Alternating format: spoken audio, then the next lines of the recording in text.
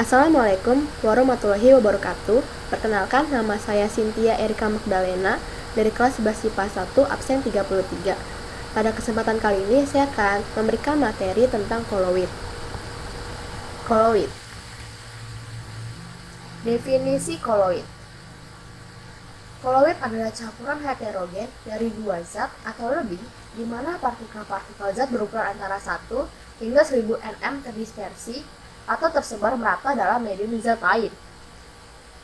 Zat yang terdispersi sebagai partikel disebut fase terdispersi, sedangkan zat yang menjadi medium mendispersikan partikel disebut medium pendispersi. Ada perbedaan larutan dan koloid. Secara makroskopis, koloid terlihat seperti larutan, di mana terbentuk campuran homogen dari zat terlarut dan pelarut. Namun, secara mikroskopis terlihat seperti suspensi, yakni campuran heterogen, di mana masing-masing komponen kecampuran cenderung saling memisah. A. Ciri-ciri sistem larutan. Yang pertama, dispersi molekuler. Yang kedua, sifat campuran homogennya. Yang ketiga, dimensi partikel kurang dari 1 nm, sistem satu fase dan relatif stabil. Yang keempat, tidak dapat disaring. Contoh, larutan gula, larutan garam, alkohol, cuka, spiritus, air laut, bensin, dan udara bersih. Yang B. Ciri-ciri sistem koloid. Yang pertama, dispersi koloid. Kedua, sifat campuran homogennya secara makroskopis, namun heterogen secara mikroskopis. Yang ketiga, dimensi partikel antara 1 sampai 100 nm. Yang keempat, sistem dua fase dan relatif stabil. Yang terakhir, tidak dapat disaring kecuali menggunakan penyaring ultra. Contohnya, tinta, cat darah, sabun, asap, jeli, susu, santan, awan, kabut, busa, krim kocok, dan sitoplasma. Jenis-jenis koloid. Yang pertama, sol, yaitu fase terdispersinya padat. Yang kedua, emulsi, yaitu fase terdispersinya cair. Dan yang terakhir, buih, fase terdispersinya gas. Di sini ada contoh, yaitu fase terdispersi, medium pendispersi, jenis, nama, dan contohnya masing-masing. Pengelompokan sistem koloid. Yang pertama, aerosol. Aerosol adalah sebutan untuk koloid yang medium pendispersinya adalah gas. Aerosol terbentuk karena adanya pendorong atau propelan, misalnya klorofluorokarbon dan CO2.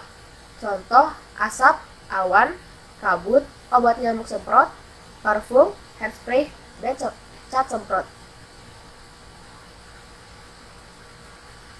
Yang kedua, sol. Sol adalah sebutan untuk partikel padat yang terdispersi dalam partikel cair. Contoh, sol emas, sol belerang, sol kanji, tinta, cat, darah, sabun, deterjen, lem, kecap, dan saus.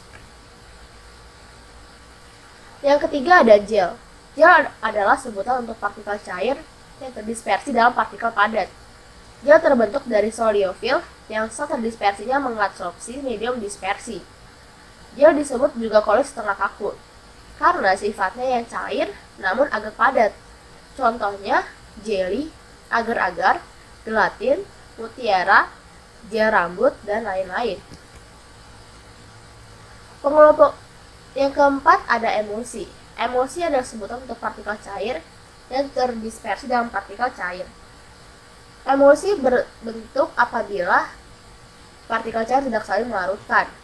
Emulsi terbentuk karena adanya emulgator dan pengemulsi yang menstabilkan campuran. Contoh pengemulsi yaitu yang pertama, sabun membuat minyak dan air bercampur. Lalu yang ketiga, kasir mengemulsikan susu. Yang ketiga, kuning telur mengemulsikan mayones. Emulsi terbagi menjadi A, emulsi minyak dalam air, atau M per A, emulsi di mana minyak terdispersi dalam air.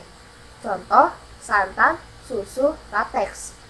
Yang kedua, emulsi air dalam minyak, atau A per M. Emulsi di mana air terdispersi dalam minyak.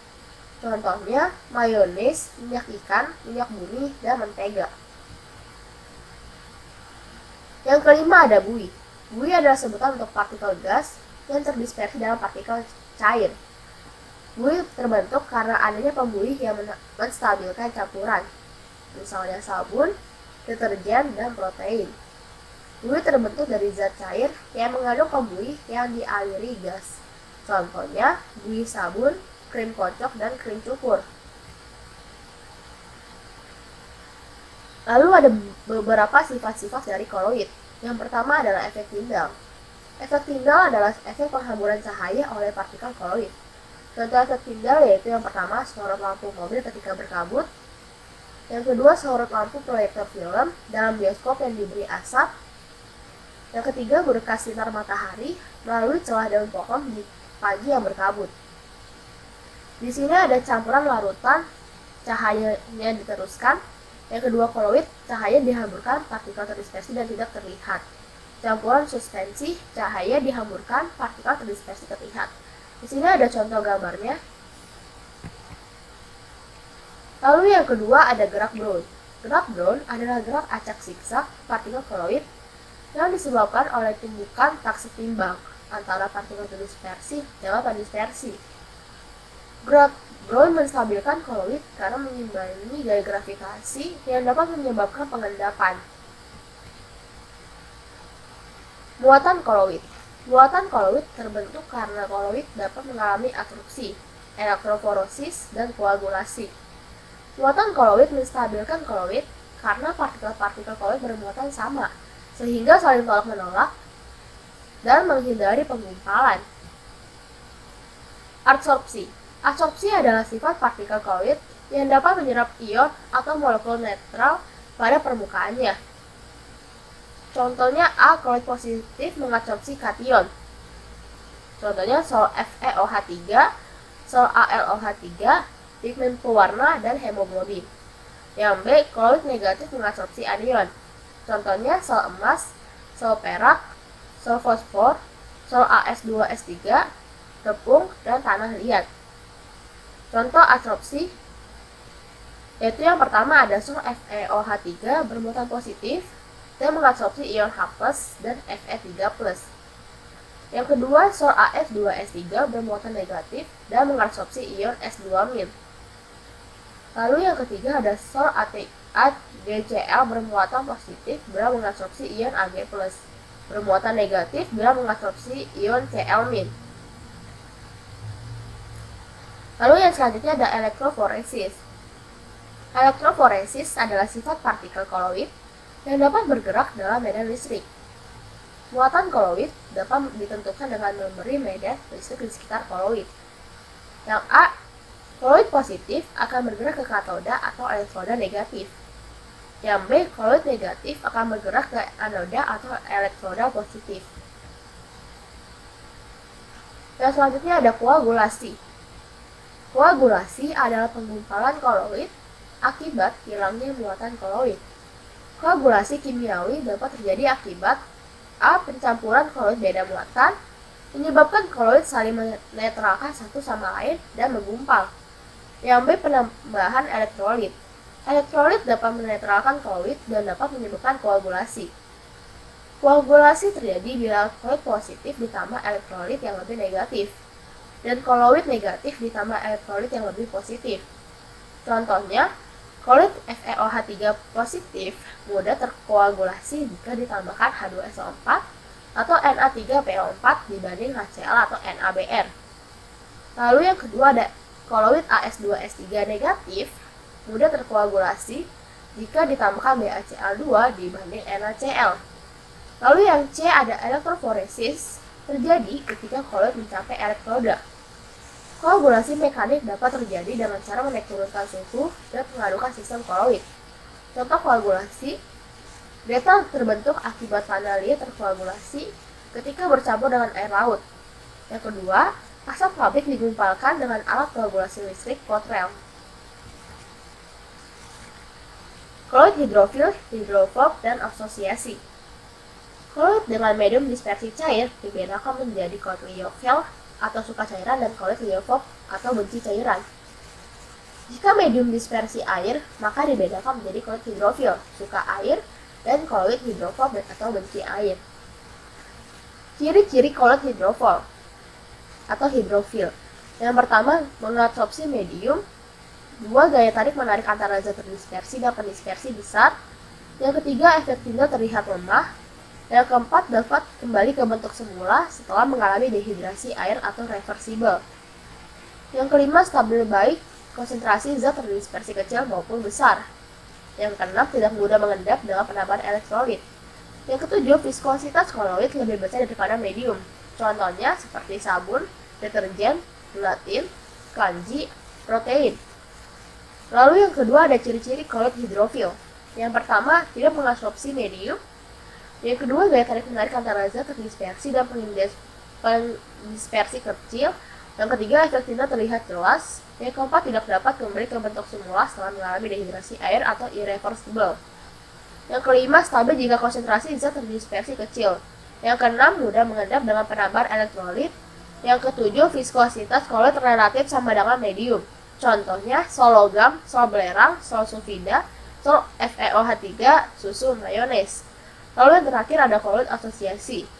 Adalah koloid yang terbentuk ketika dilarutkan dalam air. Koloid asosiasi tersusun atas partikel yang terdiri atas 1. Gugus kepala bersifat hidrofil dan polar. Yang kedua, gugus ekor bersifat hidrofob dan non-polar. Kegunaan koloid berdasarkan sifatnya. Yang pertama ada efek tindal.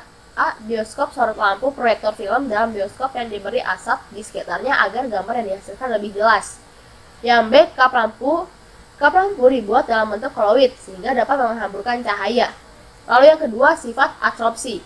A. Pemutihan gula tebu. Yang B. Penjernihan air dengan penambahan tawas, karbon aktif, pasir, kaftorit, dan kapur tohor. Yang empat ada sifat koagulasi. A. Penggumpalan karet. Karet dalam lateks digumpalkan menggunakan asap format atau HCOOH. Yang B. Penjernihan air. Lumpur dalam air digumpalkan menggunakan tawas Al2SO43. C. Pembuangan asap pabrik. Lalu, koloid juga digunakan sebagai pelindung yang disebut koloid pelindung. Koloid pelindung menstabilkan koloid yang dilindunginya dengan membungkus partikel terdispersi agar tidak mengalami agregasi. Koloid yang dapat menjadi koloid pelindung yaitu A. Zat-zat pengemulsi, misalnya sabun. Yang B. Koloid hidrofil, misalnya protein, kasein, gelatin, kanji, dan agar-agar. Penerapan koloid pelindung. A. Air susu dilindungi oleh kasein yang mencegah penggumpalan lemak. Yang B. Mentega dilindungi dengan lecithin yang mencegah penggumpalan lemak. Yang C. Es krim dilindungi gelatin yang mencegah pembentukan kristal gula atau es batu. Yang D. Tinta dan cat dilindungi oleh minyak silikon yang membuat tinta dan cat bertahan lama. Sekian, terima kasih. Maaf jika ada kata-kata yang kurang berkenan. Assalamualaikum warahmatullahi wabarakatuh.